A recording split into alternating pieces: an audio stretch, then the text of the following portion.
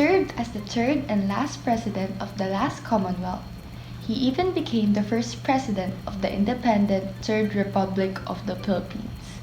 First in line for our presidential series, Manuel Roxas.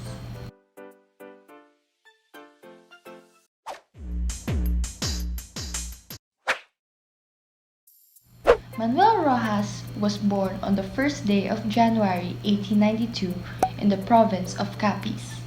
His parents were Gerardo Roxas and Rosario Acuña.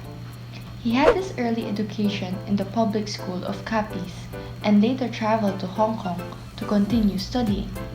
However, after quite some time, he went back to the Philippines and transferred to the Manila High School in order to finish his secondary course. He then took up law at the University of the Philippines. He began his political career in the year 1917, which is a year after his graduation. He served in his hometown as a member of its municipal council. He soon became its governor and was later elected to the Philippines House of Representatives, where he served as the Speaker of the House and a member of the Council of State.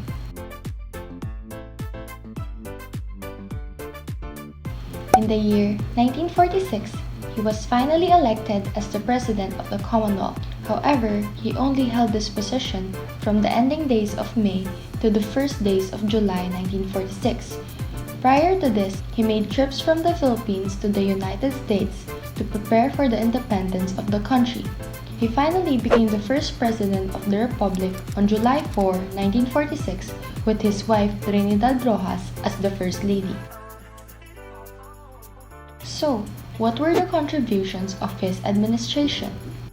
Under his term, the Philippine Rehabilitation Act and Belt Trade Act were accepted. The Philippine Rehabilitation Act, or the Tidings Act of 1946, was passed by the U.S. Congress and approved by the President of the United States in the 30th of April 1946. This gave way to the creation of the U.S. Philippine War Damage Commission, which was given a total of $400 million in payment of the damages of war. $120 million more was given for public property reconstruction. Money for the commission itself was also provided, and so are the transfer of surplus military equipment of the United States to the Philippine Armed Forces. However, this act came with the Belt Trade Act, or the Philippine Trade Act.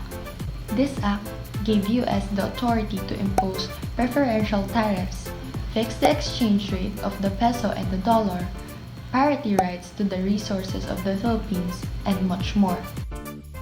Aside from these laws, Roxas also tried to resolve some agrarian problems with the Republic Act No. 34.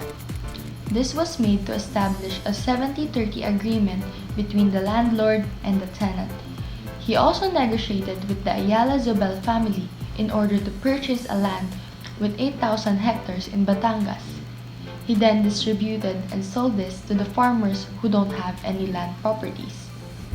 With the Hukbalahap still being active during his presidency, Roxas also carried out multiple attempts to put them down. One of these is his proclamation of making their movements illegal, or outlaw proclamation. However, this led to nothing but failure to end the communist insurgency and the Huk movement itself. Sadly, after 1 year, 10 months and 18 days in the office, President Roxas died unexpectedly of a heart attack while visiting the Clark Field in April 1948. This led to Elpidio Quirino taking his place.